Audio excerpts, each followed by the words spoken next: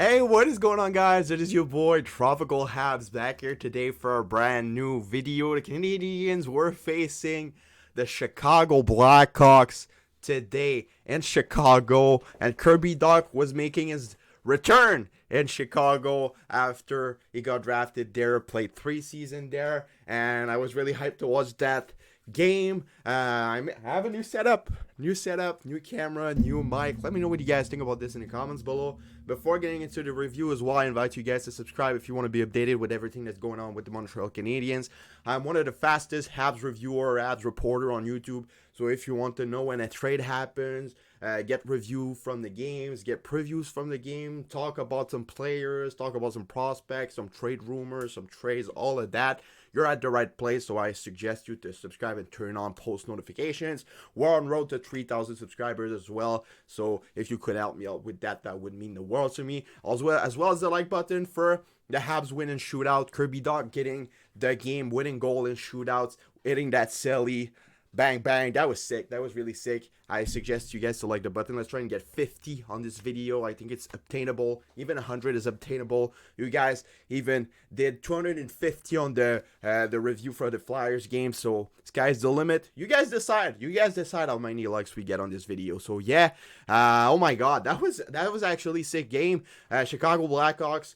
I don't know if you guys know, they are my second favorite team in the NHL. So I was hyped to watch this game. Both teams are in rebuild. My favorite players in the NHL are Max Domi, who's now a Blackhawk for some reasons, and Patrick Kane.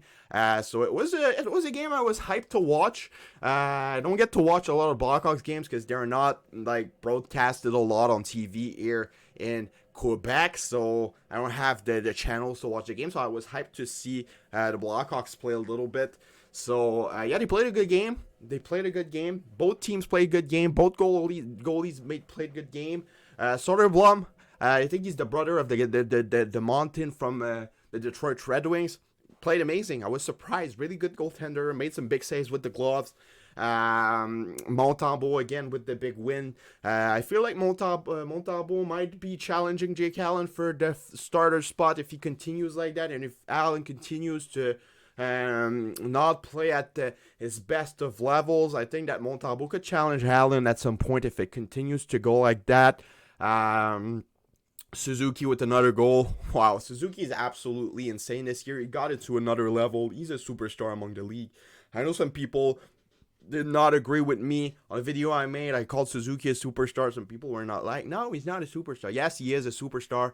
You just say that because he is a Habs player, and a lot of people seems to be hating on Habs player, and Kirby Dach was one of them. A lot of people were calling him a bust this summer, calling him a flop. A lot of Blackhawks fans were coming into the video saying, oh, this guy is finished. This guy will never play in the NHL. This guy is going to end up in the AHL, blah, blah, blah, blah, blah. The guy's now close to a point per game.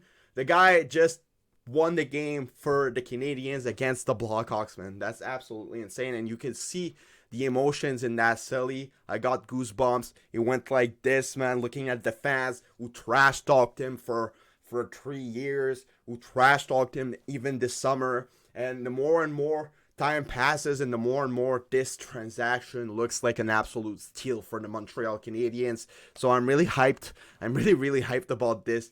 It's going to be a lot of fun watching Kirby Dach playing with Suzuki and Caulfield for the next couple of years, and hopefully maybe watch Kirby Dach lift the Stanley Cup in Montreal. That would be the best. I need to get the Kirby Dach jersey in the background. Should I? Leave a like if you think I should get the Kirby Dach jersey in the background, in my new background. So yeah, Slafkovsky got hit. The hit itself wasn't like illegal, but not illegal doesn't mean that it's morally acceptable. I think that it was a dirty hit still. When you see an 18-year-old coming with his head a little bit low, you can play the puck. Slafkovsky did not have the puck. He was running for the puck. He did not have the puck in his possession. The puck was stick to the board. Dickinson could have just took the puck, put it back to his defenseman. Instead, he decided to go for a hit. He hit the head, and for me, that's a bit of a disgusting move. Coming from a guy who got drafted in the first round, who hasn't been doing anything with his career. He was trying to hit the head the entire game, so I don't really like the hit. It was a bit of a charge as well. So for it not to be punished, I was kind of disappointed. At least the 2 minutes for charging or 2 minutes for a hit to the head. I think that if it would have been a Montreal Canadiens player who did that, it would have been a penalty. A bit like Caden Goulet did a couple games ago, try to hit a guy to the head. He got a penalty and it was deserved. I think that a similar sanction would have been nice. And I think that when you're trying to hit in the head an 18-year-old on a play that wasn't going anywhere, when you could have played the puck instead, I think it's a disgusting move coming from a guy like Jason Dickinson, who was looking like he wanted to injure players for the entire game. So not much respect coming from that guy. And even if it was coming from a Habs player, I would have said the same thing. You do not attack an 18-year-old. Even I know it's the NHL, it's a rough league, but like morally, when you can play the puck instead of hitting the guy to the head, you do it. No matter in what league you play. And if you rather hit an 18-year-old to the head instead of playing the puck, I think that you're an asshole. That's my opinion, personally. So, yeah, Montembeault played an amazing game. Defensemen were solid, and Sean Monahan right now is on pace for 50 points. He got 5 points in his last 3 games for the Canadiens. He's getting the points. He's on pace for 52, I think, at the moment. And my question is the Montreal Canadiens going to be able to get a first-round pick for him? If he continues like that and if he can stay healthy, I definitely think that the Montreal Canadiens could swap Sean Monahan for a first-round pick at the trade deadline. I think that a lot of GMs would want to have a guy like Sean Monahan to go deep in the playoffs. Maybe the Colorado Avalanche, a team like that who might need a death centerman to be better down the middle for the playoffs. So yeah, definitely another steal coming from Kent Hughes with Sean Monahan in Montreal. They took him for free with a first round. It's kind of crazy just to think about it. Cole Caulfield played an amazing game. What impressed me the most about Caulfield right now is the way he's more implicated. He goes on a forecheck. He even hits sometimes. So Cole Caulfield is getting, like, he's going to be a better hockey player than just a goal scorer. He is getting there. He is getting to the point where he's just improving as a hockey player in general. He's not just going to be a guy that scores goals. He's going to be a guy that plays good defensively. He's going to be a good passer. He's going to be good at everything. So definitely another candidate to be a superstar. I think he already is a superstar for the Montreal Canadiens. So they're in good hands. Suzuki, Caulfield, both superstars. Maybe Kirby Dach will join him soon. So yeah, definitely a lot of good moves made by Kent Hughes this summer. Michael Matheson still did not convince me at all. A bit of a better game for Joel Edmondson. I think he was more solid, looked more confident. Goulet was good. Jacky, as usual, was really good as well. Michael Pizzetta is useless completely. He's not an NHL player.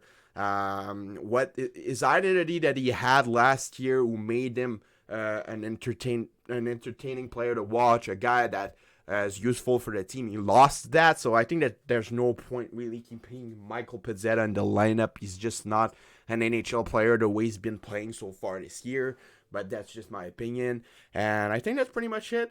Joel Armia played a good game, but I feel like his inconsistency is the problem with him. I think that Slafkovsky could bring the same thing to Sean Monahan and Josh Anderson with the size, the puck protection, and all of that, but with a better hockey vision, a better finishing, and some better passing.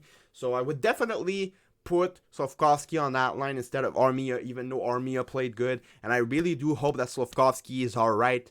He might have a concussion. He looked a bit soggy when he left the ice. I hope he's okay, because when you start having trouble with concussions and all, it's always not some good news. So I really hope that Slafkovsky is good. And if it is a concussion, I hope that it's just a small one, because you don't want to start having head problems in the NHL at a young age. He's just 18, and we don't want that to happen. So yeah, let me know what you guys all thought about the game. Let me know what you guys think about the new setup, the new mic, the new quality in general as well. That wouldn't mean the world. I'm trying to get some feedback to know if I did well or not. So yeah, it's been your boy Tropical Habs. Have a nice rest of your day. I'm probably gonna be posting more videos tonight. The game was early today, so might have the opportunity to post a video about Pizzetta, a bit about Dach, a bit about some things. So give me some ideas in the comments below, some things you want to hear me talk about maybe. It's been your boy Tropical Habs. Have a nice rest of your day, and bye-bye.